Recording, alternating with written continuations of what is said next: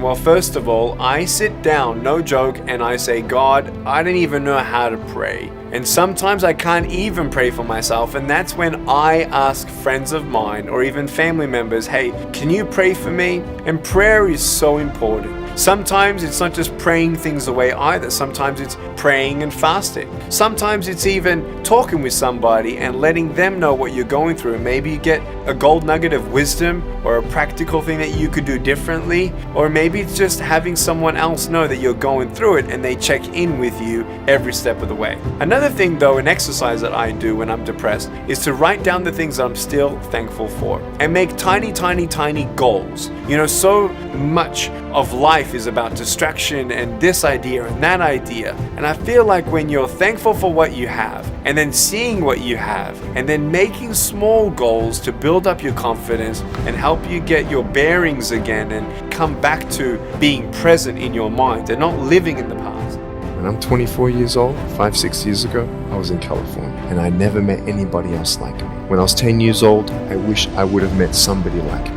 Never didn't get that miracle. But at 24, in California, I saw a little boy with no arms and no legs, 19 months old, just like me. I knew he was going to be bullied. I knew he was going to go through depression. I knew he would feel alone. I knew that he would get worried if he's ever going to have a girlfriend and so on and so on. I got the father to bring him up on stage in front of 2,000 people and everyone was crying. And it was a materialization of when you don't get a miracle, you can be a miracle for someone else. I am not a superhero. I go through ups and downs. So do you. But take one day at a time. And if you haven't found that peace of knowing who you are and why you're here and where you're going when you're not here, for me, I want you to know that's how I've overcome. I don't have any walls. My book's called Life Without Limits. And what will be, I've acted in a short film, 30 awards. I got Best Actor in a Short Film.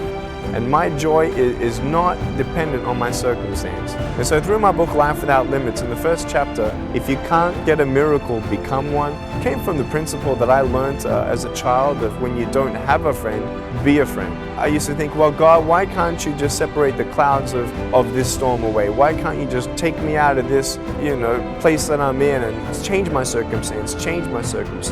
But I realized in my life that if God doesn't change the circumstance, He will use the circumstance. No one knew what kind of life I would be able to live, and I never thought that I'd be able to do a double degree in accounting and financial planning. I never thought that God would be able to use me without arms and legs to be His hands and feet. I don't understand God. In Jeremiah chapter 29 verse 11, when my mum and dad said that God had a hope plan in the future, a plan to prosper me and not to harm me, I didn't understand that. Maybe that might be offensive to you right now if I say God is perfect and He never makes a mistake, if maybe you just lost a loved one or you're in a circumstance that does look harmful.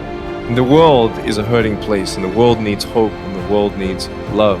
Without hope, I feel like, why are we here? Well, brokenness. Here's mine.